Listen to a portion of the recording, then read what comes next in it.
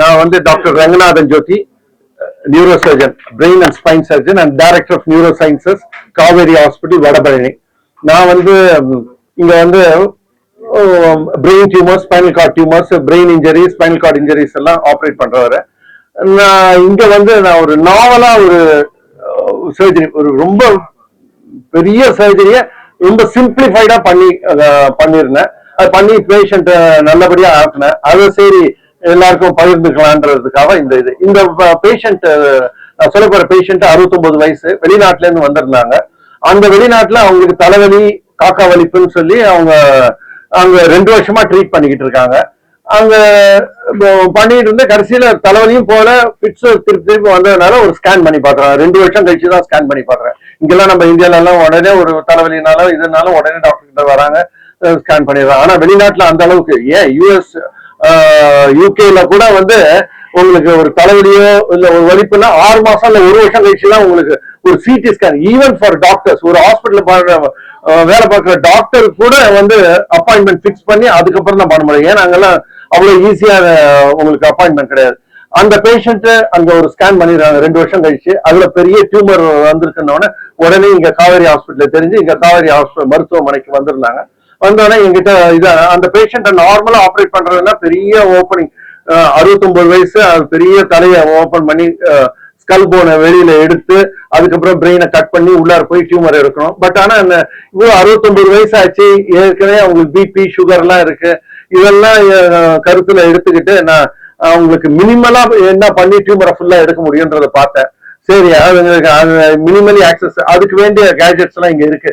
Neuro navigation, microscope, fluorescent angio இதெல்லாம் இருந்தது. சரி, அதை யூஸ் பண்ணி இங்க நம்ம மினிமலி இதுக்காக நான் என்ன பண்ணேன், ஐப்ரோ இன்சிஷன், கண்ணு மேல இருக்க அந்த ஐப்ரோ மேலேயே ஒரு இன்சிஷன் போட்டு அது வழியாவே டியூமர் கிட்ட இதெல்லாம் நேவிகேஷன் மூலமாக நான் அந்த டியூமர் கிட்ட ஈஸியா போக முடியுது. நேவிகேஷன் ஜிபிஎஸ் மாதிரி, நார்மலா ஒரு கார்ல போகும்போது ஜிபிஎஸ் ஆன் பண்ணிட்டீங்கன்னா நீங்க போக வேண்டிய இடத்த கரெக்டா காட்டுற மாதிரி இந்த நேவிகேஷனை யூஸ் பண்ணி கரெக்டா அந்த டியூமர் இடத்துக்கு போயிடுவேன். டியூமர் இடத்துக்கு போனோம்னா அந்த மைக்ரோஸ்கோப்பை யூஸ் பண்ணி மேக்னிபிகேஷன்ல அதுக்கு போற ரத்த கொஞ்சம் கொஞ்சமா அடைச்சு அதை டியூமரை ஃபுல்லா நான் வெளியில எடுத்துட்டேன். அதுக்கு இன்சிஷன் போட்டதே 1 இன்ச்சு தான், அதுவும் ஐப்ரோ மேல.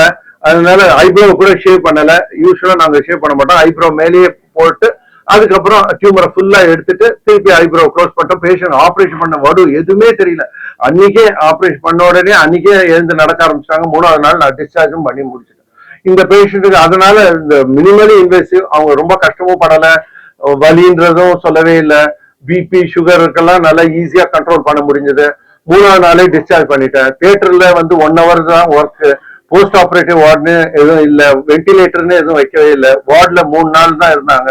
அவங்களுக்கு செலவும் ரொம்ப கம்மியாச்சு. அதே சமயத்துல அவங்க இதெல்லாம் வெளிநாட்டுல, அதனாலதான் வெளிநாட்டுல இருந்து இங்க நிறைய பேஷண்ட்ஸ். வெளிநாட்டுல நார்மலா இது பண்ணாலே ஒரு சின்ன சர்ஜரிக்கு அவ்வளவு செலவும் ஆகும், அதை பெருசு இது பண்ணுவாங்க. இங்க வந்து எவ்வளவு இது பண்ணாலும் அதுக்கு ரொம்ப செலவும் ரொம்ப கம்மி. அதே சமயத்துல மினிமலி இன்வேசிவா பண்ணது. ஸோ இது கொஞ்சம் நாவலா பண்ணதுனால நான் பிரஸுக்கும் சொல்லி எல்லாருக்கும் தெரியப்படுத்தணுன்றதுக்காக இந்த அழைப்பு. ஈஸிலி அக்சசிபிள், எனக்கு அது தெரிஞ்சு இந்த இடத்து வழியா போலாமே, ஏன் இது இவ்வளவு பெருசு பண்ணணும், சின்னதா பண்ண நேவிகேஷன் இருந்தது. நேவிகேஷன் மூலமா இது அந்த இடத்துக்கு போறதுக்கு அந்த வழியா போனா போயிடலாம் அப்படின்றது. அதான் சொன்னேன் இல்ல, நேவிகேஷன் ரொம்ப யூஸ்ஃபுல். அந்த நேவிகேஷன் மூலமா போனா எனக்கு எந்த தடையும் வராது. ஈஸியா அந்த டியூமர் கிட்ட போயிடுவேன், ஈஸியா எடுத்துடலாம். இந்த இடம் ஓபன் பண்ணா போறோம் அப்படின்னு தோணுச்சு. அதனால ஐ ப்ரொசீடட் வித் திஸ். இதுக்கு முன்னாடி இதே மாதிரி ரிஸ்க் கம்மியா இருக்கிறதுக்காக தான் இதை நாங்க பண்ணதே. ரிஸ்க் ஏன்னா பெருசா ஓபன் பண்ணி அதெல்லாம் பண்ணும்போது போஸ்ட் ஆபரேட்டிவ் பீரியட்ல டர்புலண்டா இருக்கும். அதெல்லாம் எதுவுமே கிடையாது. இது பிரெயினை ரிட்ராக்ட் பண்ணல, எதுவும் பண்ணல. நேர டியூமர் கிட்ட போன டியூமரை ஃபுல்லா எடுத்தாச்சு. ரிஸ்க் எல்லாம் ஆல்மோஸ்ட் நில். இப்போ ஃபர்தரா உங்களுக்கு வரது அதான் இந்த டியூமர் வந்து டியூமர்ல பிரெயின் டியூமர், மெலிக்னன்ட் டியூமர், நான் மெலிக்னன்ட் டியூமர் இருக்கு. இவங்களுக்கு ரிப்போர்ட் கடைசியில வந்தது நான் மெலிக்னன்ட் மெனிஞ்சியோமான்னு வந்தது. ஸோ இனிமே ரிகரன்ஸ் இருக்கிறதுக்கு சான்ஸே கிடையாது. சாதாரணமா நம்ம எல்லாரும் நினைப்போம், ஒரு ஹை-எண்ட் எக்யூப்மெண்ட் ஒரு 5 கோடி 10 கோடி கொடுத்து வாங்குறோம் அப்படின்னா அது கண்டிப்பா வந்து பேஷண்ட்டுக்கு காஸ்ட் ஜாஸ்தி ஆகும் தான் நினைப்போம். ஆனா இதுல ரொம்ப முக்கியமான விஷயம் என்னன்னு கேட்டீங்கன்னா, காஸ்ட் கம்மி ஆகும். எப்படி கம்மி ஆகும் அப்படின்னு கேட்டீங்கன்னா, ஒரு விஷயம் வந்து என்னன்னு கேட்டீங்கன்னா, ரிஸ்க் வந்து பயங்கரமா கம்மியாயிரும்.